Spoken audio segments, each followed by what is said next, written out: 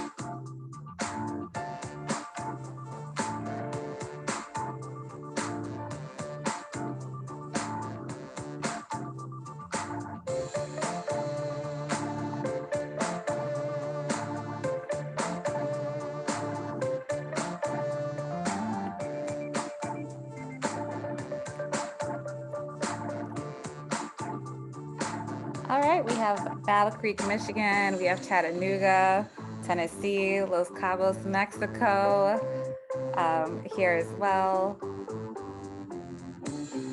Great to have you all.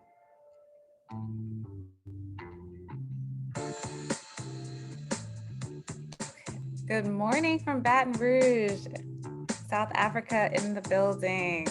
Welcome.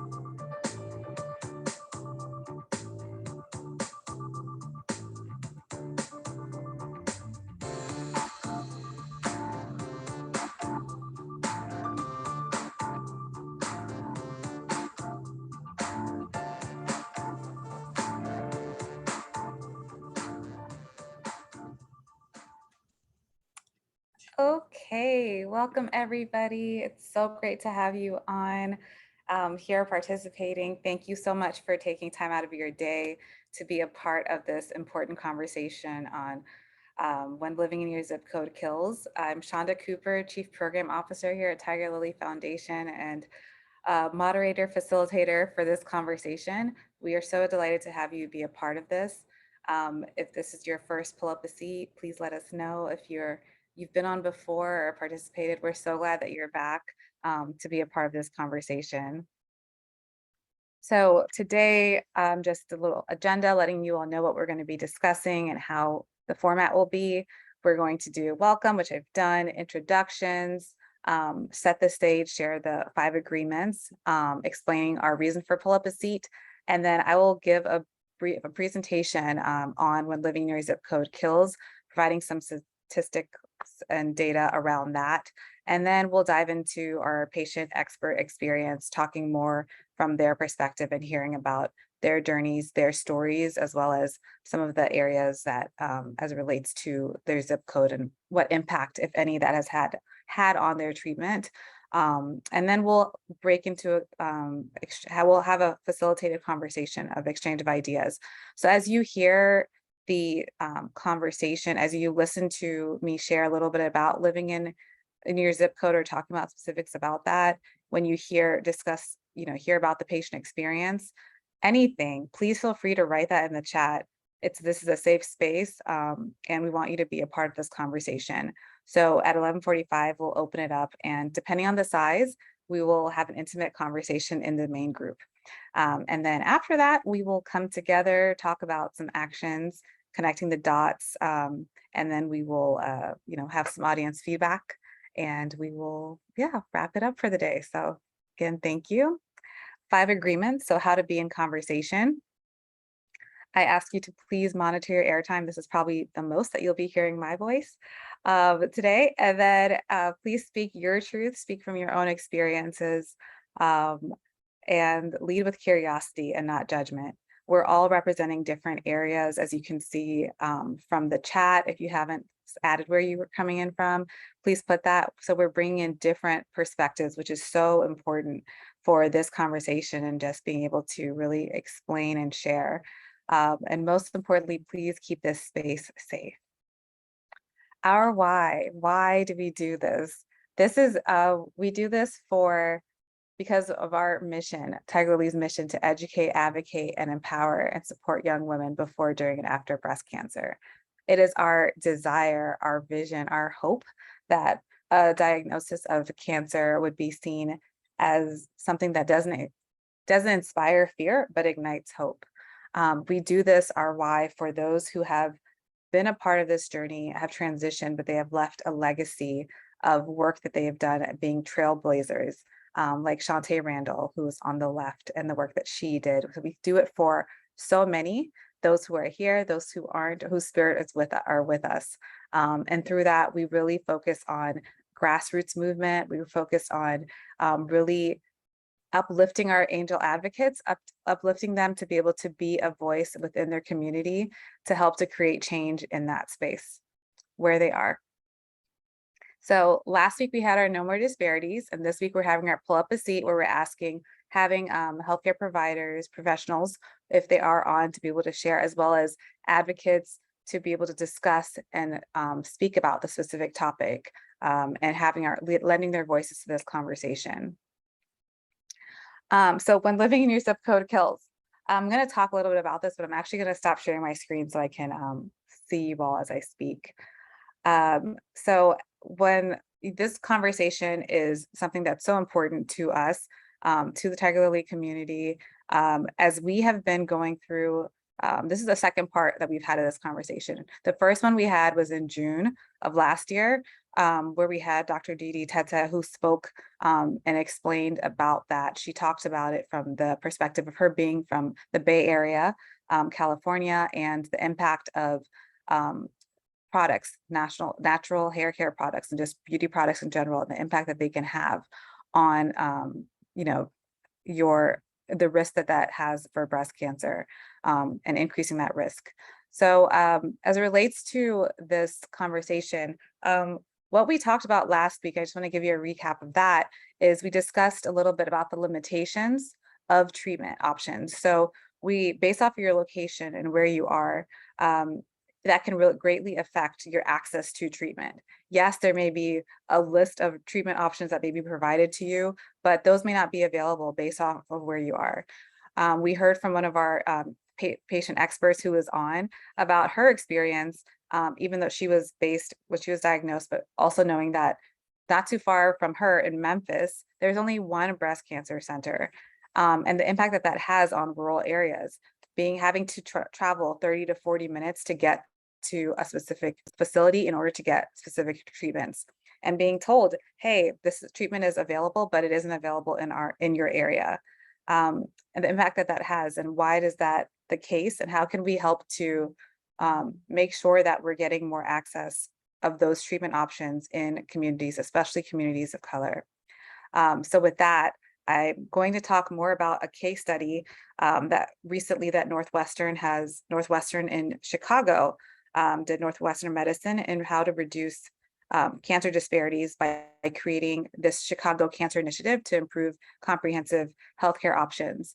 And this is based off of the work that the impact of Chicago neighborhoods and the zip codes within Chicago neighborhoods that have actually, based off of where you are located, that there is such an increase in your access to care, as well as there being a higher rate of you actually being diagnosed, or your life expectancy varies greatly in Chicago based off of your zip code. So in Chicago, this was a study that was conducted in 2021, and there were over 17,850 residents that were lost in at least 14 different zip codes in predominantly Black neighborhoods in Chicago. And of the 65% of those that were lost, 29 of those zip codes were in communities that were predominantly Black neighborhoods. And you would think, yes, okay, we are aware that Chicago has different experiences as it relates to gun violence, different socioeconomic challenges. But when it came to COVID, they found that there were over in 14 of those zip codes, a total of 1,868 people died of COVID-19. That was more than those that were killed from gun violence. So I just want to repeat that. So because of access to care, this is specifically about COVID-19, but as it related to care, there was a higher 14 different zip codes that were predominantly Black neighborhoods that people died more from COVID than they did from gun violence. Why is that the case? And that is something that they're working on. They're looking towards Northwestern medicine of trying to address this through a continuum of putting different stakeholders together to be able to address this need. As we move through a period where predominantly Black neighborhoods are no longer, those within those communities are no longer able to afford to live in the communities because of gentrification, we are seeing a push out of Black communities into the suburbs, but also lack of access to care as this is occurring and this transformation is happening. And so that's something that is really fueling concern as we look to how can we address that, and how are the zip codes shifting as well from that zip code of, okay, well, let's push those people out into a different zip code and, trying to alleviate the problem really that way. But how can we address it and ensure that Black communities are still prevalent, Black communities they can still be where they are, keep those communities safe, as well as providing healthcare in those spaces. Another area that we discussed as it relates to healthcare and access to care was also about, it's also about receiving that care, the social determinants of health, and how that impacts where we're being able to get this care. So I'm going to stop talking. I know that was pretty brief, but at the same time, I just wanted to give an example and share with you all a case study, a specific example of a city, Chicago, which is also one of the cities that has one of the highest mortality rates for Black women with breast cancer, to see and just shine a light on what takes place and how this is real, how really where you are located has an impact on your ability to live, and it shouldn't. We had a great conversation last week where there was a quote referring to that about where you live should not determine how long you live. And that's what we're trying to really curb here, is addressing this, but also looking at what we can do to make it better, whether it's through policy change and also through speaking up within our communities. So with that, I would love to share and pass it over to our phenomenal patient experts who are going to be discussing and sharing their stories and providing some context about what they have gone through, as well as from where they are.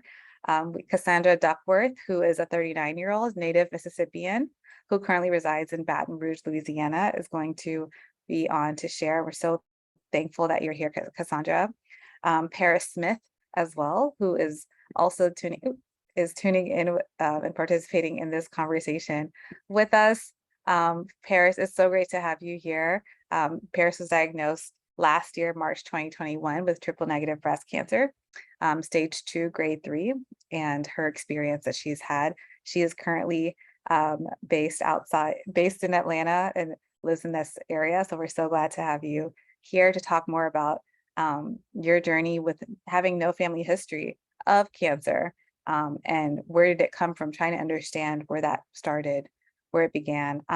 Beatrice, who is from Battle Creek, Michigan. We're so glad to have you here, 3 years cancer-free, she's so intentional about the work that she's doing, and we're so grateful to have her on to be able to share her experiences, as well as being a part of the Battle Creek community and how that has reflects some of what her experience has been. And then we have LaMarr Fun, who is joining us from Maryland. LaMarr, it's so great to have you on and to be a part of this, talking about your experiences, having your double mastectomy in February of this year, and just being an advocate, especially within your community, and being able to be a voice as it relates to policy change and speaking up in your community. We're so excited to have you be a part of this conversation. Dorlita, who learned about this through Kawana Rucker, one of our angel leads, and she was diagnosed in 2017, and she's based in St. Louis, Missouri, and we're so grateful for her being here, for her guidance, for her sharing as an educator, and what she has been able to do and is continuing to do by sharing her voice. So welcome to you ladies. We're so thankful to have you here, and I'm going to pass it over to Cassandra to kick us off.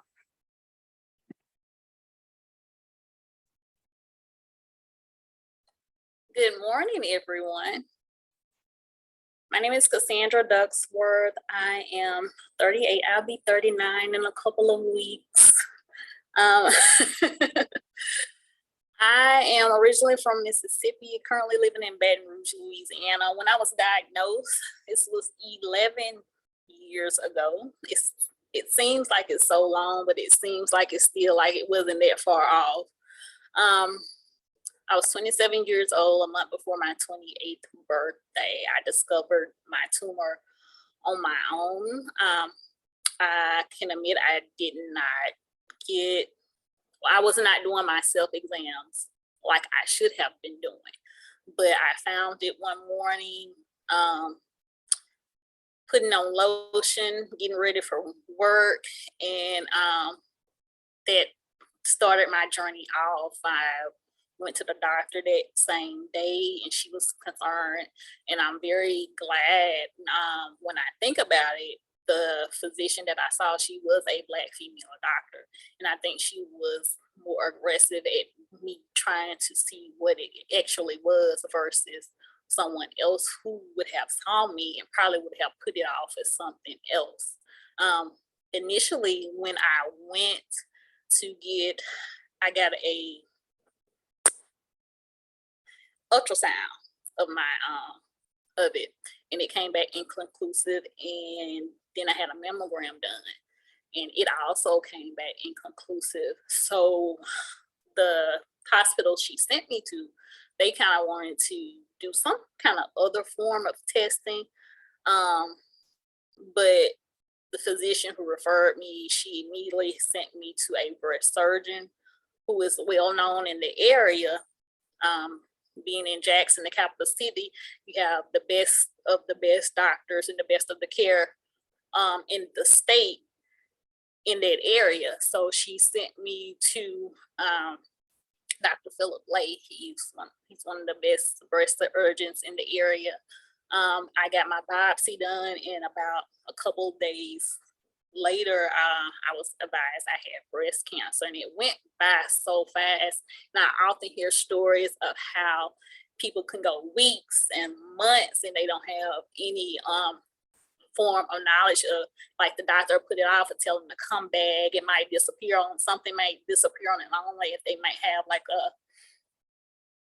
I can't even think of the word at the moment, what those little nodules are called, but it wasn't that. And I also think about this just 8 months before I had my annual exam with my OBGYN, and nothing was there. And in that short time, I was diagnosed with stage 2 HER2 positive breast cancer. So it came pretty quick, within less than a year. So before I even discovered it, and I kind of imagine like how long had it been there before I actually discovered it. And one of my other concerns was there's actually a family history of breast cancer in my family. And I thought about that. I didn't acknowledge that last week, but I thought about that and how every time I go to the doctor's office and they ask you all these questions, like, do you have a history of cancers? And you fill out all this information. And every time I would tell them, both my dad's sisters had breast cancer, and I had a grandpa that had lung cancer. Well, of course, he smoked, so that was just the obvious. But my 2 aunts, they both were diagnosed with breast cancer at very early ages. So I'm not sure how they maybe they thought maybe it would skip over a generation or something. You know, Yeah. for my, you just never know how those things work out, because other than those two people, nobody else in my family had breast cancer until it came to me. And I'm a niece, and none of their daughters have had it. But since it was discovered that I had it, you know, everybody became more aware and cautious, like, hey, we need to get checked more often than we were.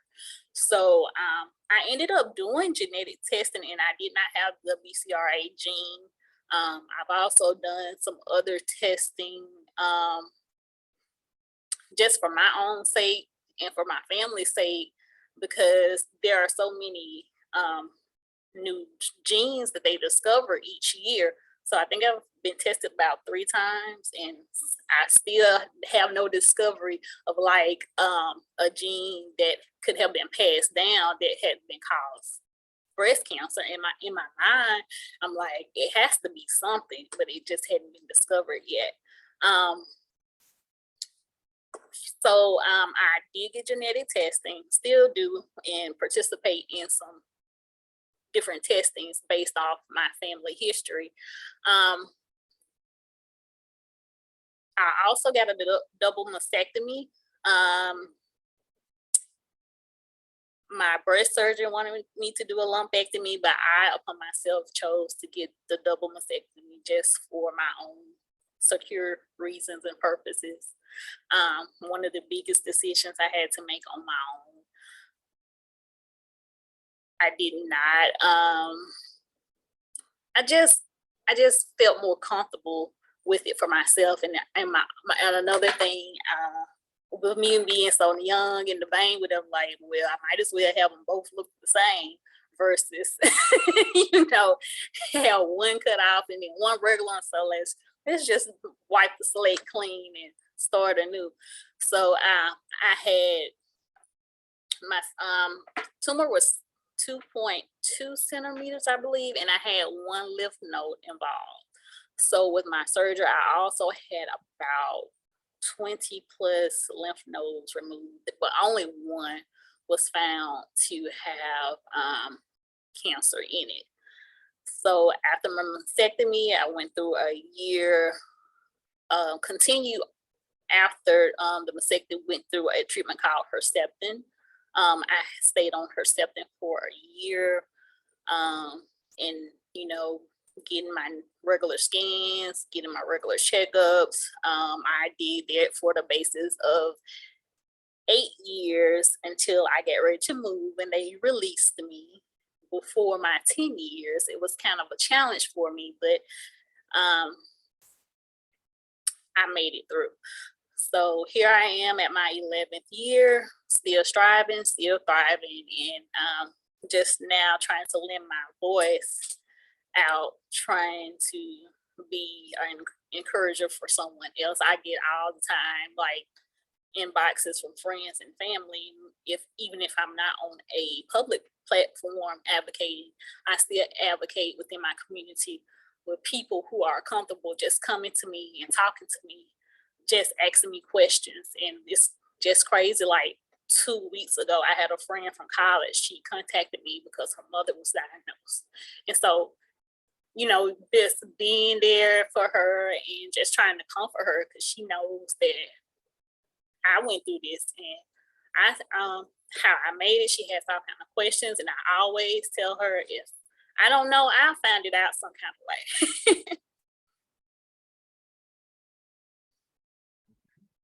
Thank you so much, Cassandra, for being here, for sharing, and providing such insight too on your experience being diagnosed in Jackson, Mississippi, and that whole, going through that, and just your being proactive about genetic testing and continuing to get that, because you're so right. There's so many different, as the years progress, there's so many more discoveries that we have to keep up on these things just to make sure that we're being aware of that, trying to understand what's going on in our bodies. And by at least being able to know that, hopefully being able to figure out what's going on, or the reason why, like you were saying, you've done these tests and you still, it's something that you still, there's still some questions there, but at least you're continuing to pursue that and try to figure out what happened, what's going on as well, and to be mindful of that as you continue on this journey, your life journey.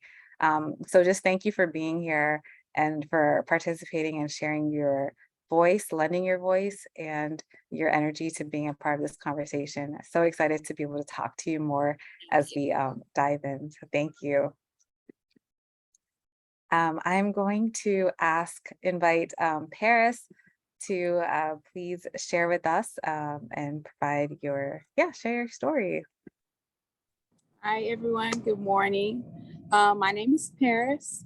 I am 36 years old, and last year, in March, I was diagnosed with triple negative breast cancer.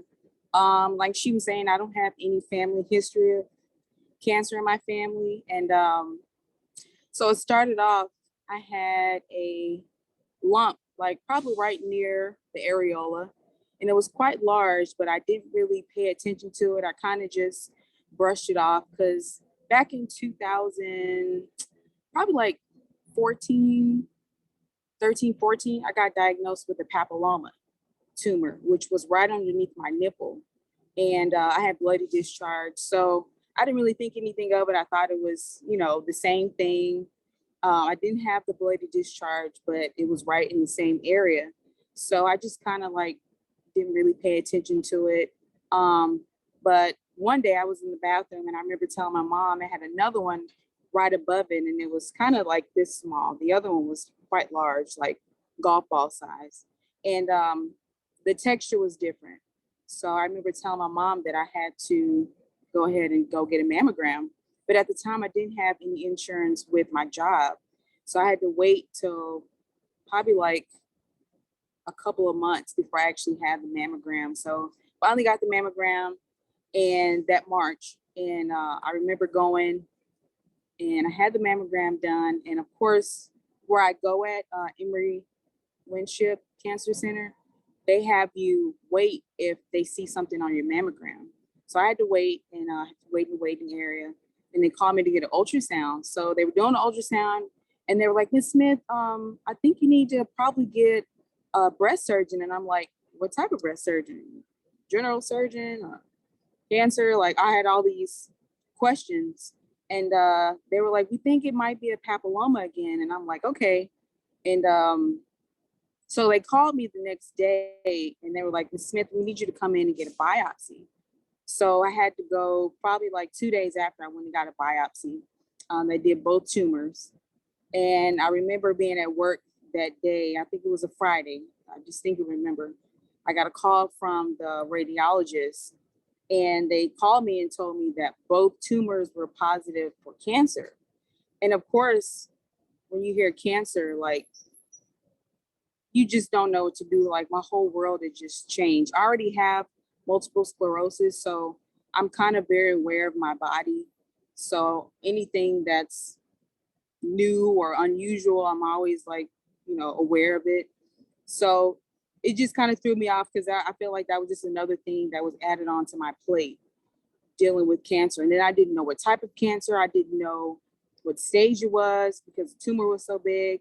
So I went to see my surgeon that Monday and he told me, at first it was invasive ductal carcinoma, but they were waiting on the HER2 test to come back.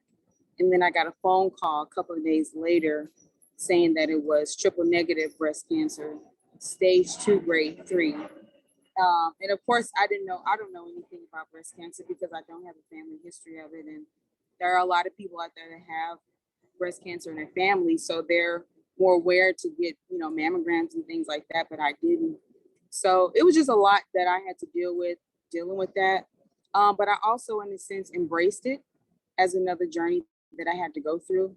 And I came up with this hashtag beautiful with cancer because not only from the outside, but really, having to accept that and losing your hair and all that as a woman, it just changes how you feel about yourself. And I just really wanted to embrace this journey that I was on So I started chemotherapy at the end of March and I finished in September.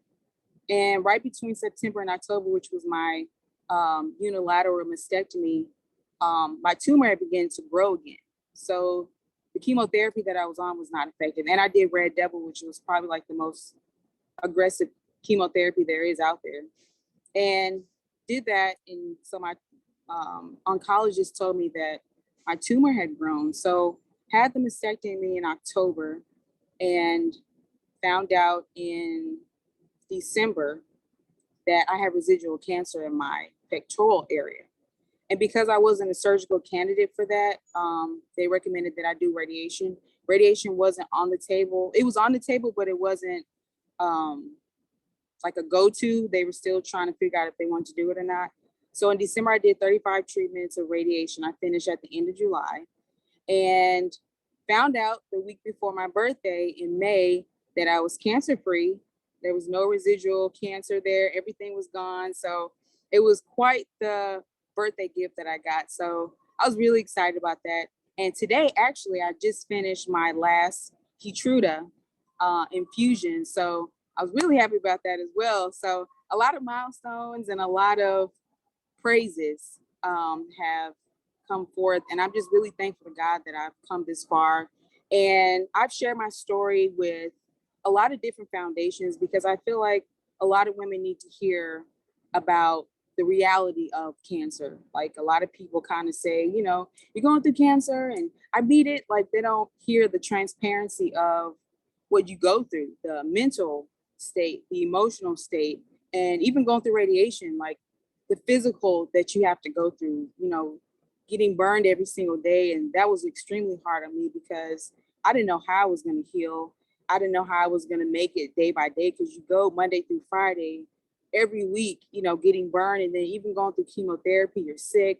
Like, so I was very transparent about my story. And I feel like women need to hear that because they need to know the reality of what's going on and the emotional. And it's okay to speak how you feel and not be ashamed of your story.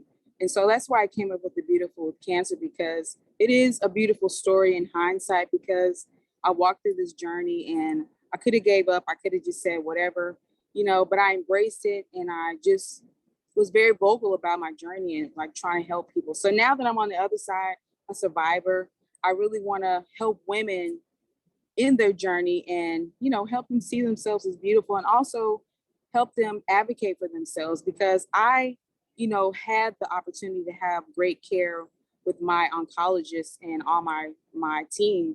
And they were actually the ones that told me about that triple negative was mainly in African American women. So a lot of doctors don't tell you that. So that's something that I really want to advocate about because a lot of women don't know that. And so that's my story. I didn't want to be long-winded, but I am thankful that I'm on this panel. I'm able to meet these beautiful women and their stories and everything that they've gone through. And so I'm just really thankful to be on the panel today and hear everybody's stories and hear everybody's comments. And so thank you guys. Yes, thank you so much, Paris. What You're welcome. beautiful cancer and without cancer. Just yes, thank you so much for sharing your story and being here, being a part of it. We're so grateful for your voice and for your testimony and for you being able to share, like you said, the transparency of it and just being, you know, it's okay to speak how you feel and not be ashamed. Like it's okay to not be okay. And it's okay to talk about the reality of what's really happening and that those different stages, and being able to speak from those perspectives. So thank you for being here and for also shining a light, especially from your perspective of being in Atlanta, having the, you know, being able to get treated at Emory and that experience of being able to have that and being able to get a biopsy so quickly too. Yeah. Yeah. Those are all different things that we, you know, take into consideration, and it's, you know, we'll dive into that a little bit further too as we continue the conversation. So thank you. Thank you. I am going to hand it over to, we're going to take it up north a little bit. We're going to go to Battle Creek, Michigan, to Beatrice of our Beehive member, one of our members here repping.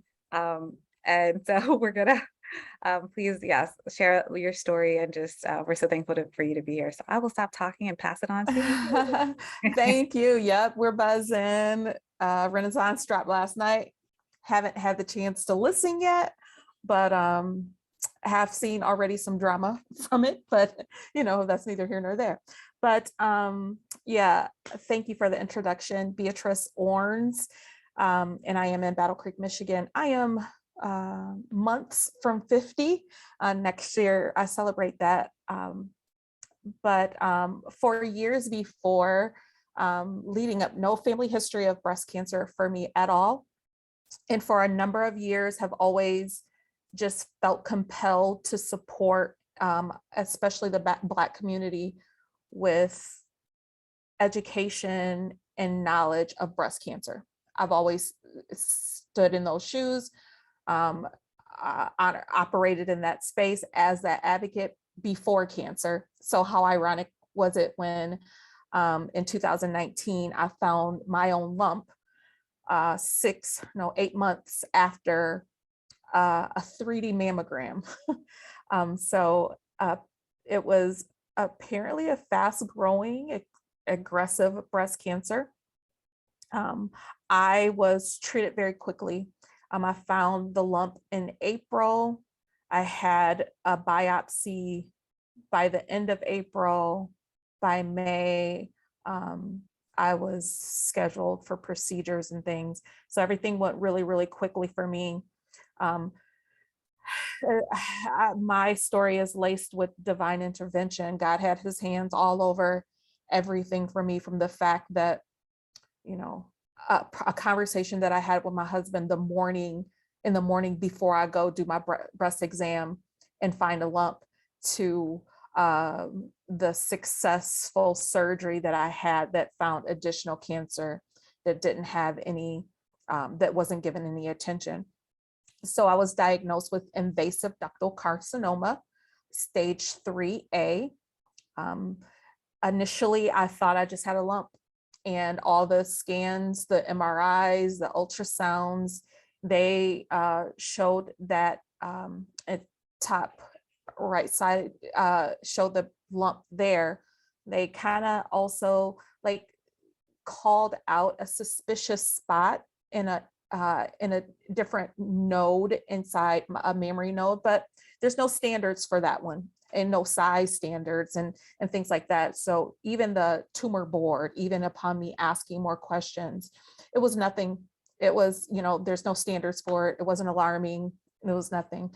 So in my area, there are limited options for breast cancer treatment. So there's a mastectomy, a lumpectomy. Those are the surgical options. So I, again, through divine intervention, found out about DIEP flap, which happens to be at University of Michigan, which is 90 minutes from my home. So I selected a procedure that is not available in my area. And I was treated at University of Michigan with a DIEP flap reconstruction. The breast surgeon did her job, came in and successfully removed all the breast tissue, removed 3 lymph nodes in my arm, none of which were involved. The plastic surgeon then comes in. Part of the process for DIEP flap is the breast surgeons only go to the muscle, your chest wall, the muscle. Plastic surgeons, to do the DIEP flap, they have to go underneath the muscle and into a little place in your rib. And when my plastic surgeon did that is when he saw the nasty, ugly internal mammary node, immediately called back the breast surgeon, and they removed that 2 of those internal mammary nodes there, and one of them was positive. So I learned all this post-procedure. So I wake up after my procedure, a very long procedure, and when I finally come to and they can communicate to me, they finally tell me what happened, and so I'm baffled because I talked to my breast surgeon about this node, and we talked about this to the tumor board, and So she didn't have much information. They sent it off. And by that time, after 5-6 days of being in the hospital, finally made it home. I got the call that that internal mammary node was positive for cancer. And at that time, my pathway was just surgery and I was done. So I was excited to have the surgery done. I was ready to heal and continue life. And my course was redirected because of that positive internal mammary node. I was now consulted. I was told that I would need chemo and radiation. And so I accepted that. Now, it was hard, because you talk about a change in dynamic, a shift in pathway. It was like a really fast turn for me. And so, but again, I was ready to do whatever I needed to do. So I completed 4 doses of the AC, which is the Red Devil, as many people call it, 4 rounds of AC. And I did 12 rounds of Taxol. So altogether, 16 rounds of chemo. And then after that, I was able to connect with one of the only Black radiologists, radiation oncologists, I should say, in this area. She actually came to Battle Creek during the same time as my treatment from the east side of the state. She works with the same healthcare facility that I work in. I actually was part of her onboarding. So this was, again, divine interventions. And I talked with her and she thought at first I was just wearing a bald head because I liked it, or head wraps because that was my style. And then we got to talking and she understood. And then we talked about radiation and she prepared me to prepare my skin before radiation. So 33 rounds of radiation completed all within the line, minimal damage to my skin. Again, such a blessing and an intervention. And from that, I have since been just really sharing my story with transparency and not coming through vulnerability and with compassion, but really, really encouraging, especially Black women, in teaching, hands-on teaching about how to do these breast exams. There are so many young and older women who just don't have the concept of it or don't see the value in it until I tell them, 8 months, I had a mammogram. Within that time, I had a lump that was really sizable, and it grew really fast. Imagine had I not did exams and waited the next 4 months before my next mammogram, what the situation for me would have been. So my goal is to really encourage women to touch their breasts, have your partner touch. If they're touching them anyway, they might as well be familiar, and just, it's part of who we are. It's a part of our body. And it's really important that we become familiar with that. The last piece I will add to this is that within my chemo, because the AC part, right? There was a protocol at my cancer center to stem off some of the effects of AC. It's like an anti-psychotic. They would give you an antipsychotic, and then you would, after chemo, to kind of stem off the effects of it. Well, the antipsychotic, I took it once and I slept for a couple days, didn't eat, I was just a shell of myself. And I'm trying to figure out, is this the medicine or the antipsychotic? I mean, this is where the self-advocacy piece comes in. So then I took it again and I did the math. And for 3 days after I'd taken that, I was dead to the world. The second time I took it, I actually slept 23 hours. And now it was small blips of open time. Like I may stay awake 15 minutes, 20 minutes, but I slept 23 hours and this was without food, or it was just so strong for me. So the next time I went to my oncologist, we talked about this antipsychotic. and what I had patterned as the behavior or my experience based on this antipsychotic and how it had me feeling. And I, much to his, he didn't want to, he was afraid that the AC would have a stronger effect on me. But I was willing to take the chance of feeling what I would feel with AC versus sleeping 23 hours at a time. And so I advocated for myself and pressed him to take me off of that piece, because it wasn't an essential piece. It was a, how do you, I'm trying to think of the word. It didn't necessarily have a medicinal component to it. It was more for compassion or comfort, if you will. And so I really pressed and had them take me off of that antipsychotic that they were pairing with the AC, and what a difference it made. Yeah, I still was fatigued, but praise be to God, I never had nausea. I was never nauseated. I didn't have the vomiting thing for me, and everybody's thing is different. But the drug that they were using to make me comfortable with the AC was really doing more harm than good for me. And so the second piece that I often speak about is you have to know yourself and be able to communicate what's best for you. Even though medicine says this is what you should do, you also have to have a quality of life that is also helpful for you. So I was taken off of that. The last 2 ACs were, of course, chemo, no matter what, is easy. But you know what? I was present and not in a cave for 3 days and then rise like the sun, because I was so out of it. And so that self-advocacy piece is really, really important too. I'm happy to be a Tigerlily advocate, angel advocate. I can't remember how I became an advocate. Someone saw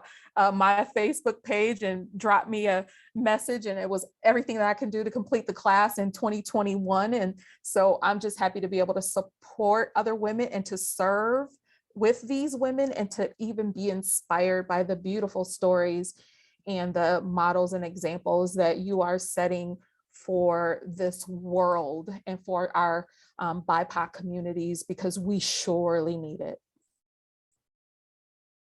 Yes, thank you so much, Beatrice. That is, I mean, thank you for being a part of this. We need you, and for you being a part of this, and your story, your journey, where you've come, for your testimony, as well as just, being able to provide your experiences. And I think, so interesting. I mean, your experience as also being in the healthcare space.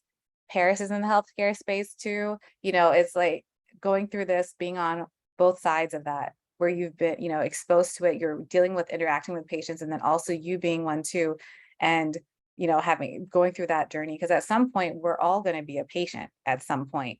And so we have to be able to advocate. Like you said, we need to think about our quality of life and being able to speak up. The fact that you literally, at my mind blown for 3 days, that you were just knocked out because of this medication. You have to just sometimes say, no, enough is enough. And that you're able to do that. So just, yeah, thank you for being here. Thank you for providing your story, sharing about that. I'm so curious too. I want to hear more about this Black radiation oncologist as well, and just the pathway and shifting pathways, how that looked, you said you had to shift your mindset as well, but also diving into that a little bit more, because you had the opportunity to shift it. And there are some who don't, because like you said, in Battle Creek, there are limited options. So you had to drive an hour and a half to be able to get the option that was fitting for you. So I'm going to dive into that a little bit more as well. I'm going to pass it over to our birthday lady. Happy birthday to LaMarr, who is celebrating her birthday today. Happy birthday to you. Renaissance time. We're so thankful for you. Renaissance. Yes, and that you're starting your birthday with us, and that we're a part of that birthday. So thank you. Please share with us your story. Wow, I'm getting teary-eyed. Thank you so much. It's a beautiful way to start my birthday, in that being able to share my story. And it is a renaissance for me, a new birth, a rebirth, because this time last year, I was probably getting chemo today. My story starts with my having gone to the doctor just to get the regular checkups, and my primary physician sent me to get a mammogram. And in my having gotten the mammogram, when she got the paperwork back, it was discovered that potentially there was something there. So the way she communicated it to me was, they want you to come back. And in their wanting me to come back, maybe because something wasn't clear. So I was like, I didn't have anything as far as I knew, but something told me for them to have called me back, that there was possibly something awry. So when I went back for the second mammogram, I found that it was like really painful, because when you get the mammogram and they take the breast and then they smash, that doesn't sound nice, but they mash it they compress the breast. You have to put it on a plate and then they compress it. And when they did that with my right breast, I yelled out. I was like, ow. I was like, oh no, there might be something there for sure. So they sent me back in the room and to just wait, called me back, and then they did a 3D sonogram. And during the 3D sonogram, I was experiencing some pain as the nurse, if you will, just rolled around in this area, and she began to press. And as she pressed, it felt like she was rolling around on a ball. And I was like, oh my gosh. And it took everything for me to not just start crying then, because it said, I think there's something. So then they sent me back into the room again. And they said, we want you to speak with our head radiologist. And man comes in and he says, we want you to get a biopsy. And I knew what a biopsy was, not that I had one before, and I was just devastated. So he said, we think that you definitely have a lump and we want you to get it biopsied. A week or so later, I go to get it biopsied, and I experienced, I was terrified, but it was okay. But during my biopsy, I encountered a radiologist who was just very rude and quite honestly racist. So when we talk about health disparities and being a person of color, and how we are treated, something I felt like that I wasn't used to, but it was clear that it was, which made my visit that much more uncomfortable and sad, to be honest. And when I got off the table and the biopsy was clear, I cried, because I was just upset that this could really be possibly cancer. I get a phone call a week later, and the woman calls me and she says, can I speak to Dr. So-and-so, my doctor? I said, no, but this is LaMarr Fun. And she says, well, I have very bad news for you. And I went, what? And I was driving at the time. And she said, "You have cancer." And upon her saying that, I literally hit the car in front of me.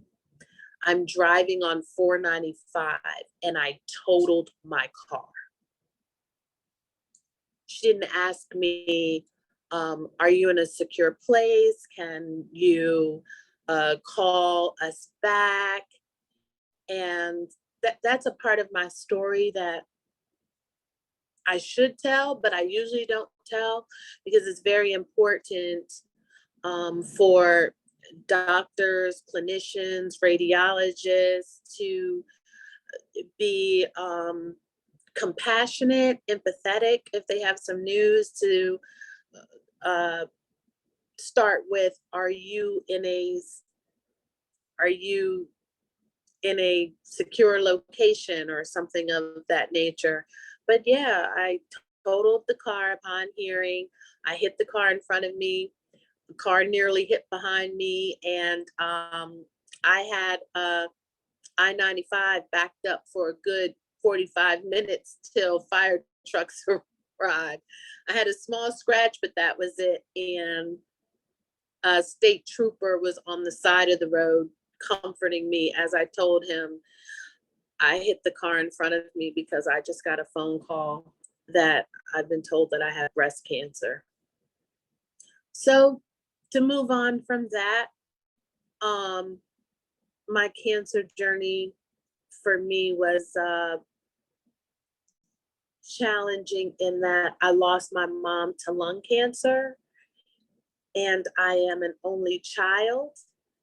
And I was just terrified because my experience with cancer was losing my mom.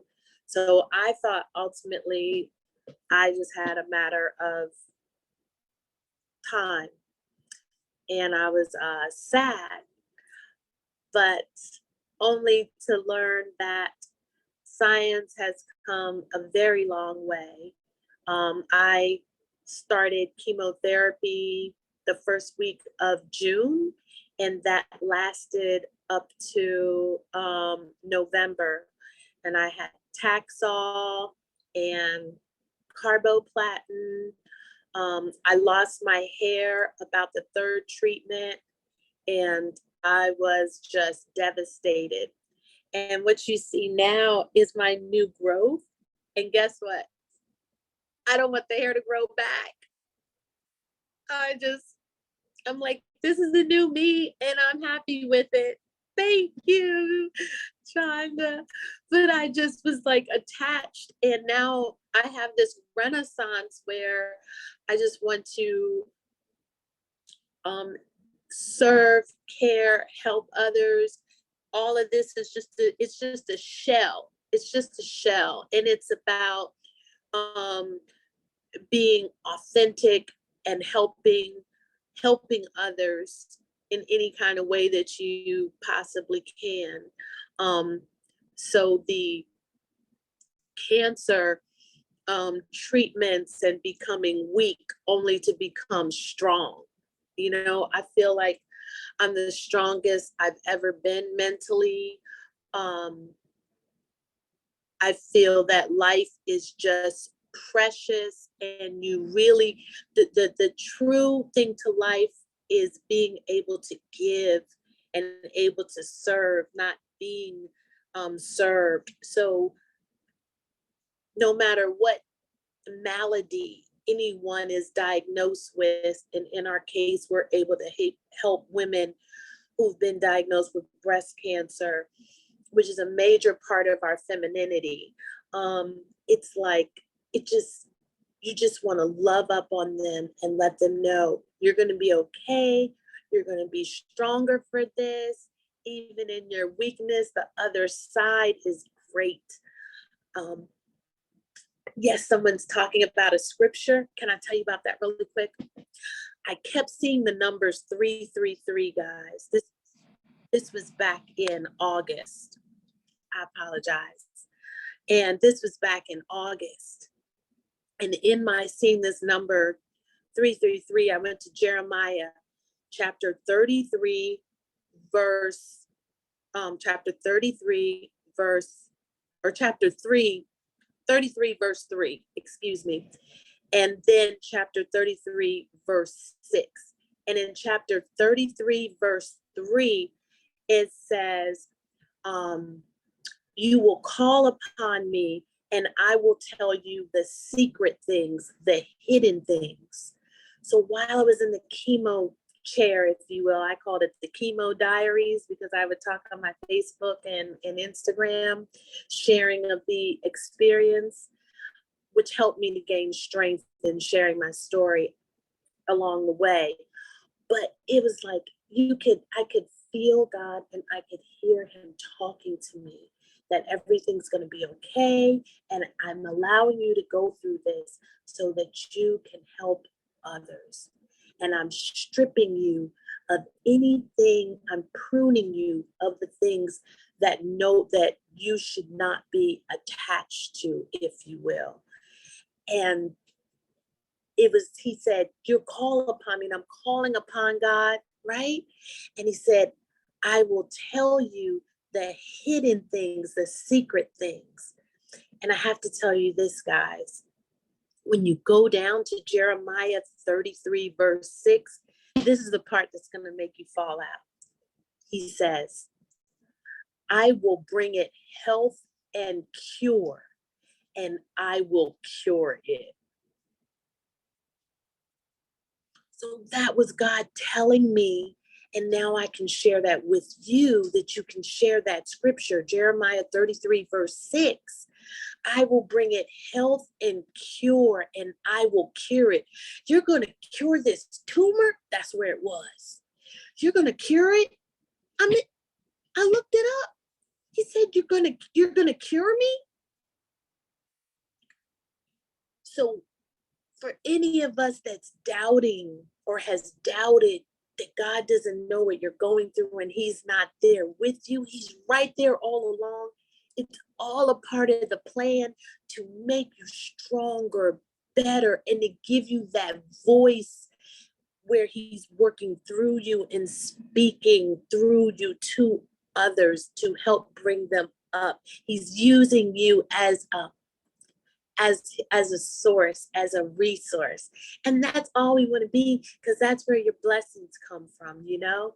So recently, to speed it up, because everybody needs a chance, February 27th, I got a double mastectomy after having gotten a lumpectomy in December. And just like one of the other young ladies who spoke, the lumpectomy, it was like, oh, you just get a lumpectomy and it'll be fine. And I was like, it'll be fine. I don't know about that, though. I appreciate the encouragement. I said, no, take them. So I got the double mastectomy February 27th, and then I got reconstruction on May the 11th. So if you see impression, I've got some new girls, and I'm grateful for that. And I didn't lose anything. I gained everything. So we look at this cancer, it's like, oh no, but there's an oh yes. So you come out brand new, and I feel like a brand new creature. And funny, it's my birthday today, so it's like I gained another, you gain a new life. And this is my new life. And through Tigerlily, I'm able to share and care. And we're all called. Everyone on this panel is called, and we're called to serve and help. And in turn, it's blessing us and helping us to become stronger, better, wiser. And within that, we're going to be able to empower others. And that's what lifts us out of any type of, depression, or does my life matter? You're in your purpose. And I got my Wonder Woman bracelet on, so represent for us. Thank you for letting me share. And all of you are just such an inspiration. Shonda and Lizzie and Bernice and Virginia and everybody. So I'm just so grateful to be here. It is truly an honor. We are That- grateful. That's Asha. all. That's it. That's all. Girl, listen, I've thrown my hands up. I'm like, listen, I just need to do like a circle around my chair, like praise dance for real. Cause you seriously, thank you. Thank you for blessing us and for for bringing that, speaking that word to us, because there are so many on here that needed to hear that.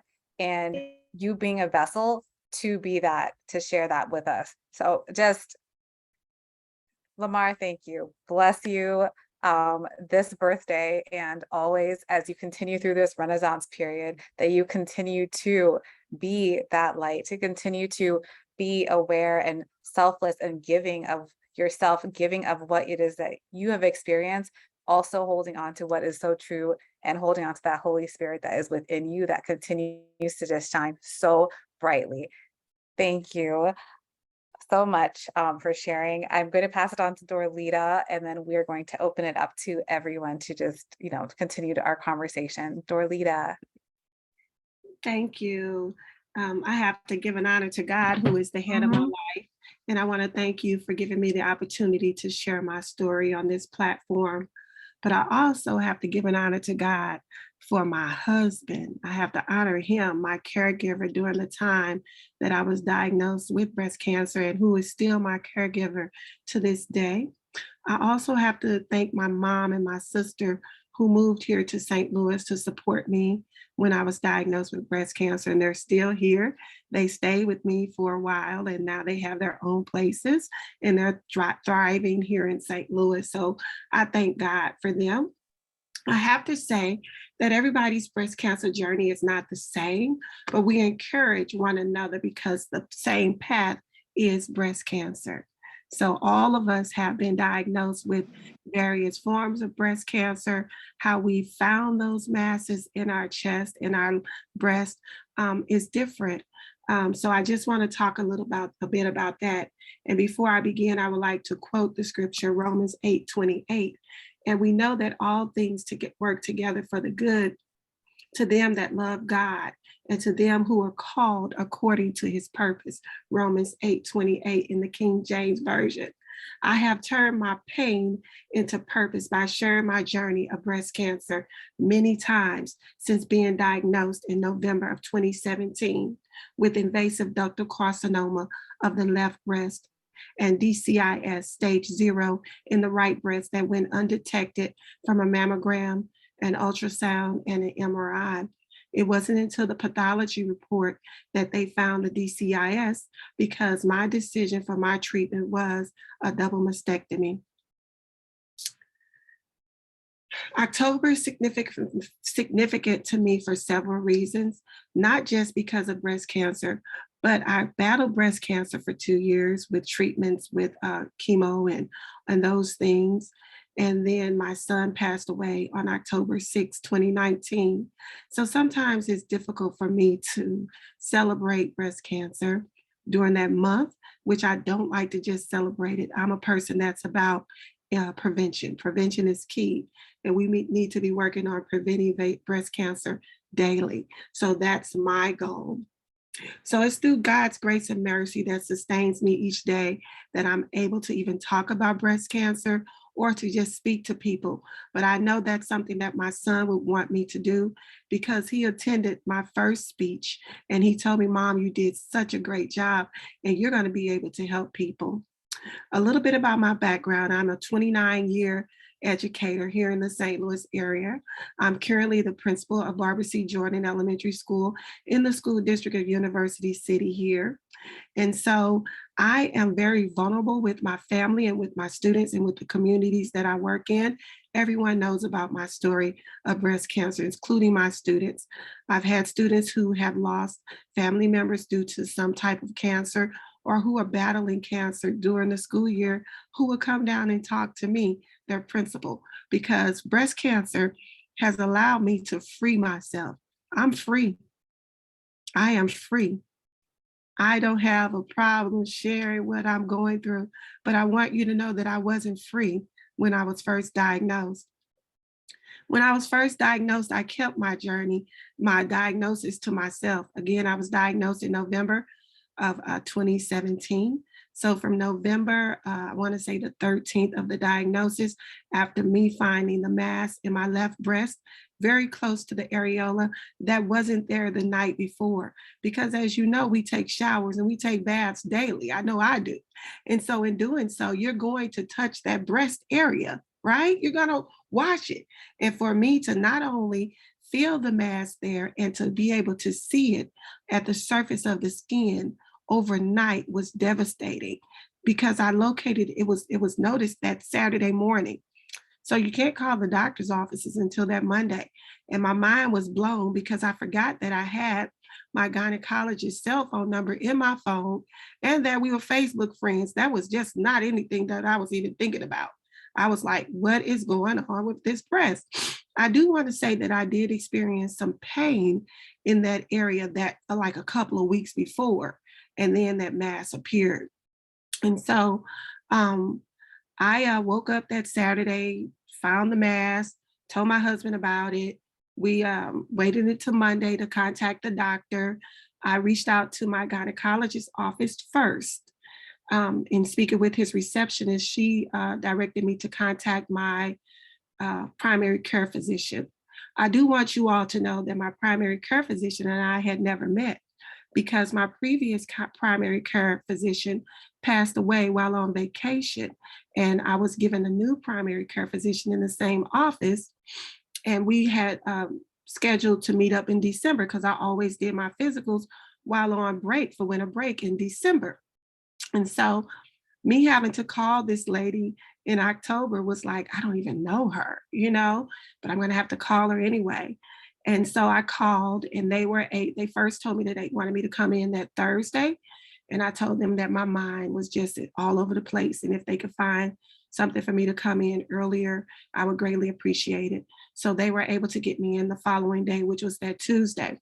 And as I stated before, my mind was all over the place. It was over the place, wasn't over the place. I wasn't thinking straight. I then realized that I had my gynecologist's cell phone number and I could reach out to him on Facebook. So I reached out to him and I asked him if we could talk. And he was like, sure. And before I knew it, he called me, my gynecologist. And I told him what I was dealing with. And he said, okay, well, go ahead and go see your primary care physician. Call me in the evening, let me know what she says, and then we'll go from there. Well, what happened while I was at my primary care physician office that Tuesday, they did see the mass on my left breast. However, they could not get me into their breast center for another week to get mammograms and ultrasound and to do whatever testing they needed to do. So I contacted my gynecologist that Tuesday night to share with him what occurred from the visit. He stated to me, that's BS. He literally cursed. He said, let me see what I can do. He said, I will call you tomorrow, which was the following Wednesday. He said, I will call you and I will let you know what I want you to do. So while I was in a meeting, in an administrative meeting as a principal, I'm meeting with superintendents and everybody, but I told them that I had something going on and that I might need to leave that day. So I received a call while in the meeting from my gynecologist, and he was like, I have you scheduled to go get a mammogram and an ultrasound. You will only be able to get the mammogram today because the ultrasound machine is being serviced. So you will have to go back Thursday to get the ultrasound. He said, I also have you scheduled to see a surgeon, Dr. Jovita Owawari, who is here in St. Louis, Missouri at DePaul Hospital. At that point, she was at Mercy Hospital. And he said, I have you scheduled to see her. And so we will see what's going on with your breast, because whatever it is, we want to get it out as soon as possible. And so I went in for the mammogram that Wednesday. I left work and did that. And then that Thursday, I went in for the ultrasound. And you never really get to see the radiologists, those people who do that work, because I actually went to an imaging center here in St. Louis. But the radiologist told me as I was leaving, I need you to see a breast surgeon as soon as possible. And I told him I'm scheduled to see her on Monday. He said, great. And so I went in, I got all my other paperwork from St. Luke's Hospital here where I had my mammograms done. And I went in that Monday to see Dr. Owawari. She looked at it. She was hoping that it was just like a hematoma or something. But she said, if not, we're going to see what the radiologists say here from looking at all of your documents that you brought in to us. And she came back in a few minutes later, maybe about 30 minutes later, she shared with me that we've decided to do a biopsy and I can do it on Wednesday, the following Wednesday. I was like, look at God. So we're going like 2 weeks. Things are happening really quickly. So we did the biopsy. I found out that it was invasive ductal carcinoma of the left breast from a phone call that I received from Dr. Owori while I was at work. Being the principal of elementary school at that time, my secretary had been diagnosed with cancer a few years before. So I told her that I had something going on and that I was waiting on a call from the doctor. I got that call while sitting in the office, in the main office. I walked into my office, I closed the door, and she told me that, yes, you have, it is breast cancer. It is stage 1, invasive ductal carcinoma of the left breast. I would like for you to come in and we're going to do some consultations, decide what our next steps are. And I'm sitting in my office crying. And this was within 5 minutes, my husband was there at my office door. The reason why is because we work in the same school district, less than 5 minutes away from each other. He's a preschool teacher. And so the counselor called him. Once I went into my office, my secretary called the counselor and my counselor called my husband. My husband picked me up from work that day. I left my car at work. I was just devastated because, like you said, breast cancer does not run in my family at all. It doesn't. I am the first one. When my family found out that I had breast cancer, they was like, why her? That's the good one. She does everything right. We do everything wrong. And I said, it's because God wants me to change my life too. He wants me to spend more time with my family, spend more time with my friends, and not work so much. Also, because I am the educator, my new role is to educate my family and my friends about breast cancer and the healthcare disparities that we face with this devastating chronic disease every day. And so I want to go on to say that I didn't share my story with anyone but a few members of my family in the beginning until my sorority sister, my line sister, came to visit me in around Thanksgiving when I was diagnosed. And she sat with me. She's a bishop. And she was like, I just want to sit here with you. She spent more time with me here in St. Louis than she did with her family. But when she went home, she noticed that on her Facebook page, there was this wonderful lady by the name of Elizabeth Morrow, who's an AKA. So we always say it's not about the colors, it's about the fight, because I'm a member of Delta Sigma Theta Sorority Incorporated, and she's a member of Alpha Sorority Incorporated. So whenever you see Liz, you see D. But when I reached out to Liz and Beatrice, you made me think about her. Beatrice, you made me think about her again, because she was actually, I reached out to her on Facebook. She didn't respond right away, but she shared with us why she didn't respond. She had had her treatment the day that I reached out to her, and she was out of it from all of the medications that they gave her from receiving the, what they call, I don't know, the erythromycin, I can't pronounce it, adriamycin. I think that's the chemo that she had, but she had all those medications that had her out of it. But she prayed for me, y'all. She said she prayed to God to send her somebody who she could travel this journey with, and it happened to be me. And we have the same diagnosis of invasive carcinoma of our breast. However, she was stage 2 and I was stage 1. There was no lymph node involvement for me. I was told from my doctor when we went in from the consultation that I will only need probably just a double mastectomy, no chemotherapy, no chemotherapy or radiation.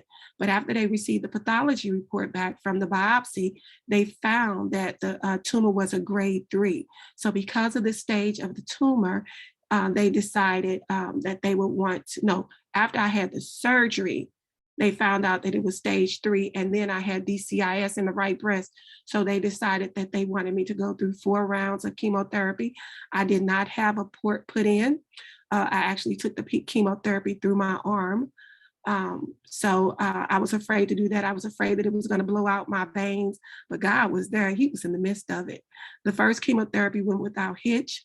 The second chemotherapy, I started having palpitations, couldn't breathe, having some issues going on with my breathing. The doctors knew what it was. Immediately, they stopped the chemotherapy, gave me Benadryl. And so for my following treatments, I had to have Benadryl, which would knock me out, but it did keep me to a place where they could administer the chemotherapy to me. I'm currently on tamoxifen, which is causing a lot of other concerns and ailments and pains and aches. But I thank God that I'm on that and that they do have a drug that could help us with preventing recurrences and things like that. I have a team of doctors. I know not only see my conventional doctors, I have a naturopathic doctor that I work with as well. I decided again, like I said, to have a double mastectomy with no reconstruction. I work with a lymphedema specialist and have worked with one since before having my surgery because my breast surgeon, Dr. O'Rourke, believes in integrative medicine. I have options to have massages from a person that is specialized in massages for breast cancer patients. I also have acupuncture, all of this through the support of my doctor, Dr. O'Rourke, and the Mercy Breast Health Center that they have here in St. Louis. Again, she's no longer there. So I see her at her new location. I go to Mercy. I'm all over the place doing what I can to make sure that I take care of my body. And again, I want to say it's not about the colors. It's not about the fight. And my new purpose is educating others on breast cancers. And I call myself the Phoenix. I didn't share this with you all before because of out of the ashes, I have rose again. And I love the Phoenix, and that's who I am. And thank you again for allowing me to share my story. And I'm just happy to be here. Thank you, Dorlita. Thank you so much for sharing your story. Thank you for being a part of this conversation and being here. I know that, usually we, go into conversations and we, today our Friday has been, we've gone more in depth with our panelists being able to share their story, but I just thought it was so important to be able to give you all that space to be able to talk and be able to share from where you are and your perspective and being able to just receive what it is that you have to share. So I'm just thankful for you all being on. I know we have about 5 minutes before we wrap up, which is okay. I wanted to dive in a little bit, especially with our audience. If there's anyone on that has any questions that they would like to raise for our advocates, please feel free to raise your hand and share that. Before I do have some questions, but I want to give you all the opportunity to do so as well.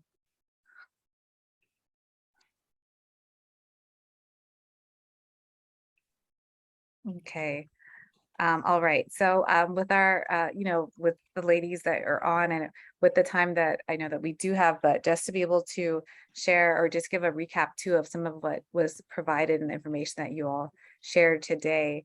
It's a blessing. It's been a blessing to hear from these different perspectives and different locations across, especially particularly on the East Coast, up and down the East Coast, about your experiences going through treatment.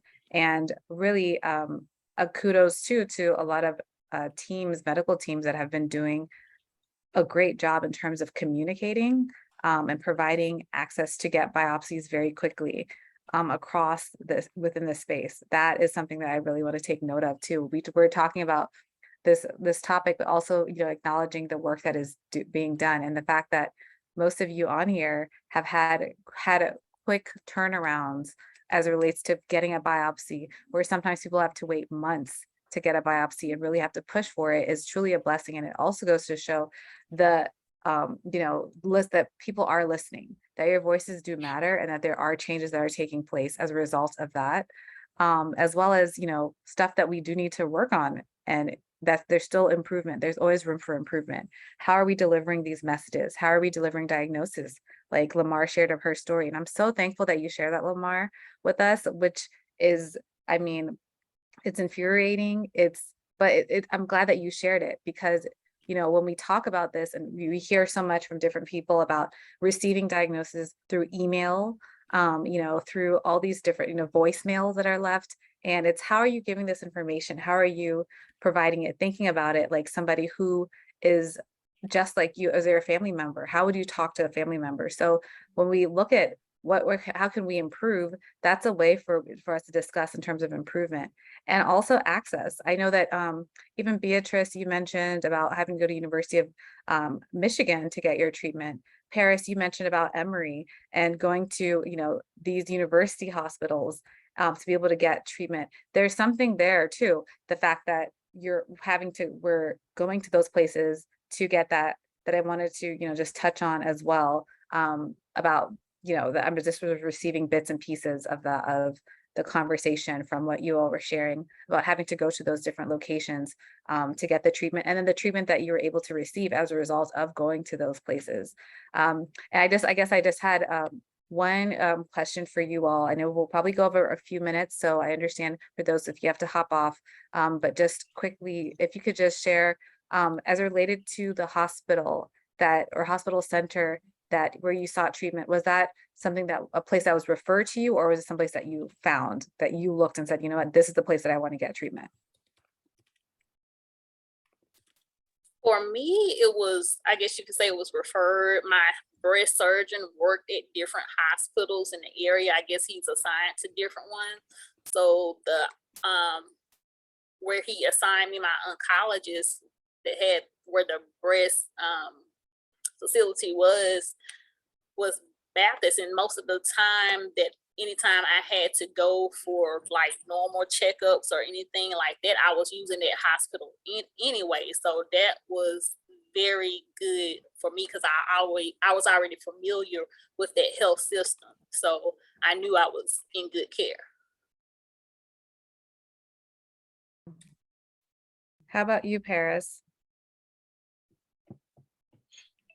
So I was originally, when I first got diagnosed, my mom was like, we need to go to Cancer Centers of America. And I learned when I was in school to be a medical assistant that you stay away from those advertising cancer centers. So my doctors are all through Emory. So I just knew that I wanted to go through Emory. So when I discovered Winship, I just kind of made the decision for myself. I didn't really get referred per se. I just kind of set myself up because I just heard so many good things about Winship Cancer Center, and it's right across from the CDC. So I feel like they had advanced treatment and they were more educated on what was going on. So when I saw my surgeon, he's the one that referred me to my medical oncologist, who I really am thankful for, because not a lot of oncologists tell you about you as an African-American woman being diagnosed with triple negative breast cancer, that is common. You just hear, oh, you have triple negative breast cancer. But for her to say, she's doing a study right now on women that have triple negative breast cancer and getting their perspective, African-American women perspective on how they feel about that. And it only being mostly in African-American women. So I appreciate Emory for really like taking the time to hear people, their patients, and not a lot of places do that. So it's very educational. Thank you for that. Dorlita, I thought you're unmuted. Did you want to share something as well? I'm sorry, I unmuted by accident. Okay, all right, no worries. Yes, thank you for that. Beatrice. I will, I was in a conundrum. So I work for the regional healthcare system on the southwest side of the state of Michigan. And part of my work is skill development. I work with patient relations. And so I know the accreditation of my cancer center. I am familiar. I have supported these people in really intimate ways through coaching, leadership development, et cetera. And one of the best cancer centers in Battle Creek has one of the best cancer centers in this. Even though the regional hospital has a cancer center in Kalamazoo, the Battle Creek Center is still top notch. and not just because I skill developed but because they are great people, right? So I really can't, I had to research for myself. So when I knew what my options were within my healthcare, within the facility that I work with, based on being involved. And they give you this book. When you see the nurse navigator, they slide you this massive bunch of documents. And in that massive bunch of documents, it was page 127. And I know this because it kind of just went there. And when I found the procedure that God was leading me to have, that's how I found U of M, where I needed to have it. Now, I understood that they, much after that, they had Facebook groups and another facility further north than me, but all of that came after having what I needed to have and finding what I needed in Ann Arbor. And so the recommendation didn't come from any, actually, I didn't even meet with a breast surgeon at my regional healthcare facility. I immediately went from diagnosis to seeking the treatment elsewhere. Because again, had I not had the deep flap, then I would be experiencing a recurrence of breast cancer. But it was, do they recommend that? I know from just being in the space and understanding, knowing, again, we have also in our healthcare facility, we have a Black surgical oncologist. She's amazing. And just being in that space and knowing, I know that rarely do they recommend outside of the system. So it's the services that they provide, and the onus is on the patient and the family to identify additional or other surgical options and then find the space for that. Now, knowing the breast surgeon oncologist that I mentioned, she does step outside of her scope and will make recommendations or have alternate considerations, but it's not protocol to refer outside of the system. Very informative. Thank you, Beatrice, for sharing that, providing that based off of your own, professional knowledge and professional experience about what is available. And I found that really helpful. We're definitely going to, make sure to share that information too, so people know that. And Virginia, thank you for that comment in the chat as well about, finding cancer centers and adding that as well to our advocacy work that we're doing on our end. I want to be mindful of all of your time because you've dedicated so much. Thank you for being a part of this conversation, for being a part of this space. What an incredible filling time this has been. Hearing from each one of you, Paris, Dorlita, Beatrice, LaMarr, Cassandra, and all of those who have participated. Thank you for being here, being a part of this. We will continue to do this work. We'll continue to do it together, and we'll continue to strive for equity and pushing together in our community and working together to do that. We are so much stronger together, and I just want to thank you. Bless each one of you. God bless you for the work and sharing your stories in this way. And we are definitely going to continue onward and upward as a collective. So have a wonderful, blessed weekend. Be safe. And thank you for your participation in this meaningful, important conversation. Have a great weekend, everyone. Thank you.